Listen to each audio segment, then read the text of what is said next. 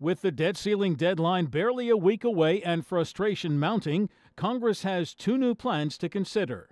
Speaker John Boehner's approach focuses on the short term, raising the debt ceiling by $1 trillion in exchange for immediate cuts totaling $1.2 trillion. That would prevent default until early next year. It also conditions another $1.6 trillion hike in the debt ceiling on cuts recommended by a special congressional panel. Senate Majority Leader Harry Reid's plan would extend the debt ceiling through next year. It includes $2.7 trillion worth of cuts and no tax hikes. Boehner clearly doesn't like Reid's plan.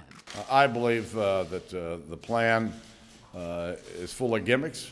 We're not making any real changes in the spending structure of our government, and it doesn't deal with the biggest drivers of our deficit and our debt, and that would be entitlement programs. Reid says he can't understand that since his plan meets Republican demands. It contains no revenues, and the amount of the cuts meets the amount of the debt ceiling increases. They wanted a one-for-one. That's what we've given them.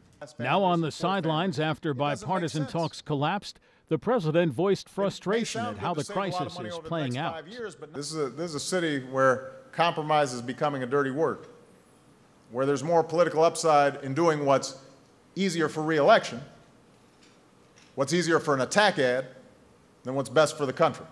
Not far from the Capitol, pro football was resolving its own lengthy dispute with a message for lawmakers. I hope we gave a little lesson to the people in Washington, because the debt crisis is a lot easier to fix than this deal was. Congress has a history of waiting until the last minute to resolve sensitive issues, but lawmakers know they are playing with fire more than usual. But the reaction of the financial markets, which so far has been muted, can change in an instant, quickly dragging down the U.S. economy and others. Jerry Bodlander, Associated Press, Capitol Hill.